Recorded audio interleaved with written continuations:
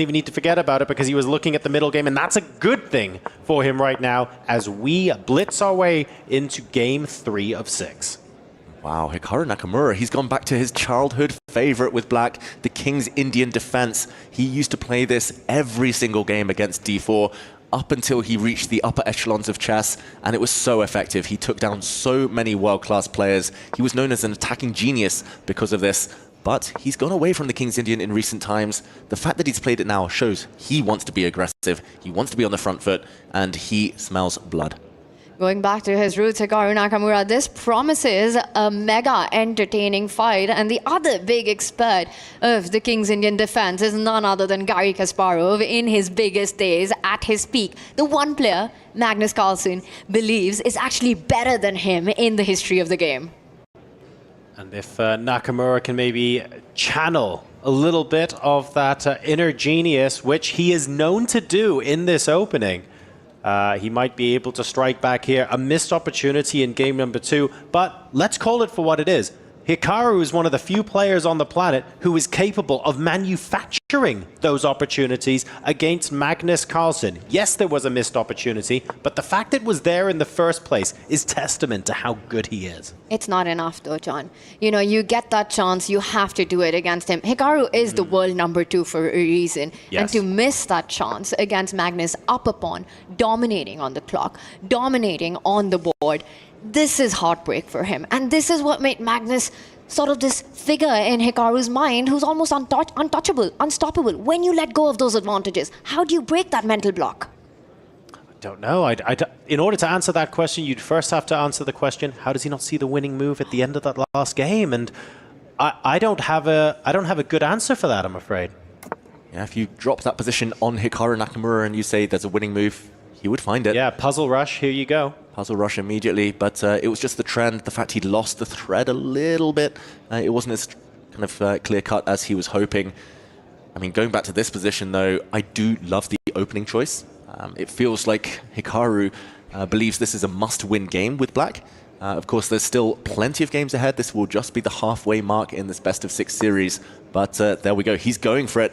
Pushing pawns, King's Indian style.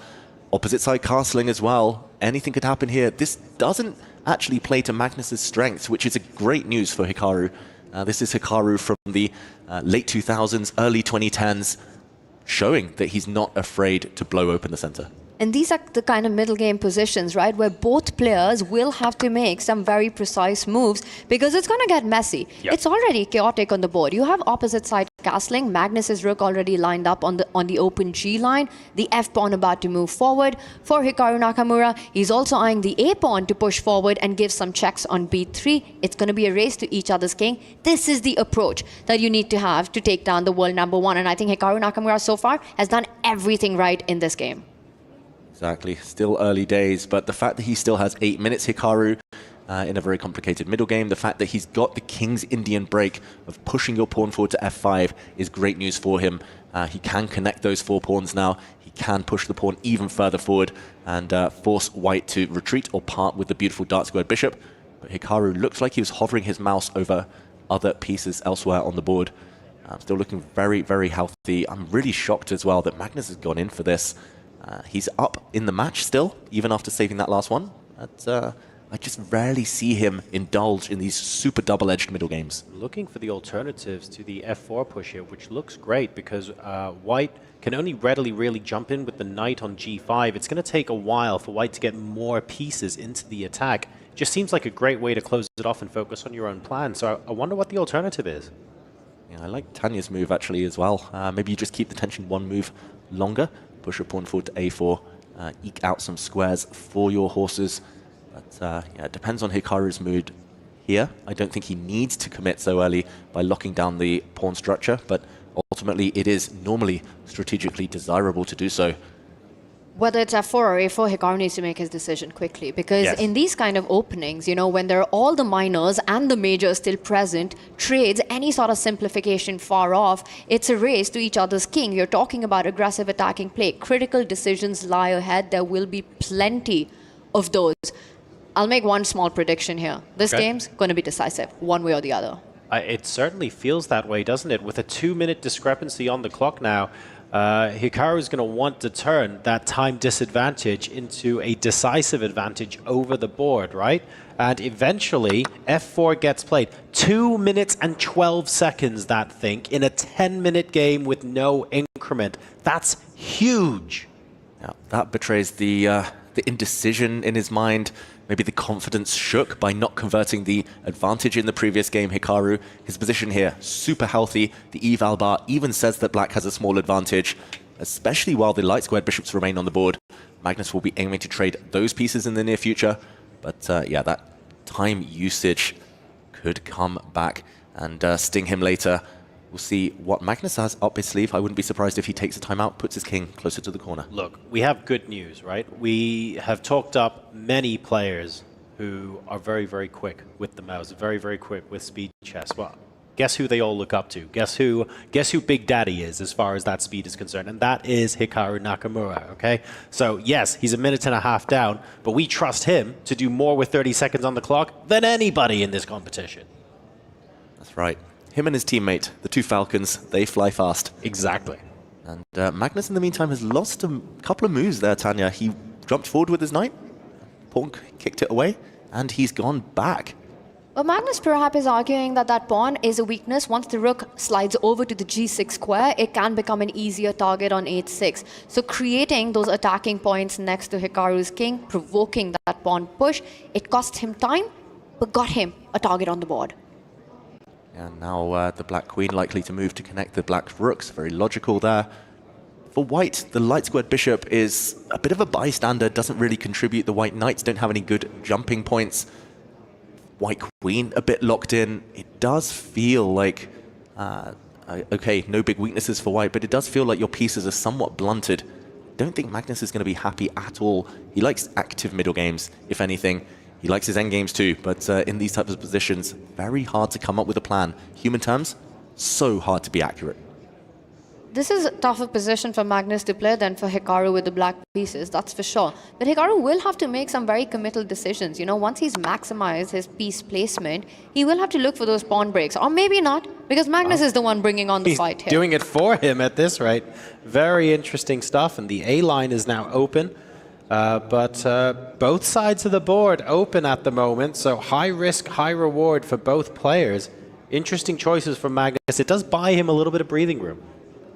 Does, although black owns the open file, the G file. The black rook can come in at any moment. The white king, I'm going to say, is much more airy than its counterpart. The black king looks pretty safe, pretty well protected in the corner. Hikaru, we see his screen. He's about to play the move bishop g4. There we go. Putting some pressure on white's knight. I don't think he wants to trade yet, but if given the opportunity, he might even grab the white h-pawn. Magnus goes on the defensive, and Hikaru is playing on both flanks here, Tanya.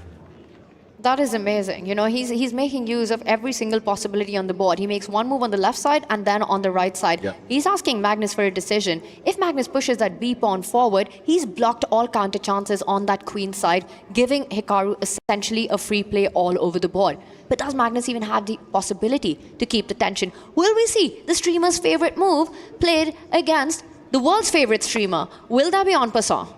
No, en passant. It's a one-time offer. Magnus could have captured the c5 pawn a moment ago, but that is no longer on the cards. Black's knight looks super strong now. Can't get rid of that one on the b4 square. Magnus moves his king. It just needs a breakthrough. It's very blocked, but it feels like the black has the more active forces. Keeping the position just a little bit closed. At the Esports World Cup, en passant isn't legally enforced. Of course, you don't have to take it. And we've chosen not to on this occasion. Queen now moving to the stronger side of the board for the black pieces. It's a maneuvering game, and I really like the plan that I think Hikaru is setting up. He wants to reroute that dark squared bishop, the one piece that is so inactive in his camp, right, to a diagonal where he can get on the attack. Bishop d8, bishop a5 is what Hikaru Nakamura wants in the position. Magnus Carlsen not giving him the time to do so? Or are there tactics that perhaps still allow Hikaru to continue with his plan? Now that we spot that the king on d2 is lined up, he goes for it. Knight takes knight, bishop a5. Nice. Pin it, win it. Beautiful. The King's Indian defense is known as an attacking weapon with the black pieces, but often there's one problem piece, and it's that dark squared bishop. You end up blocked behind your own pawns. if you ever activate that piece, Right. it becomes a huge weapon. White's light square bishop, we've talked about it already this game. Definitely the problem piece, blocked behind everything, in there at the long run as a defender.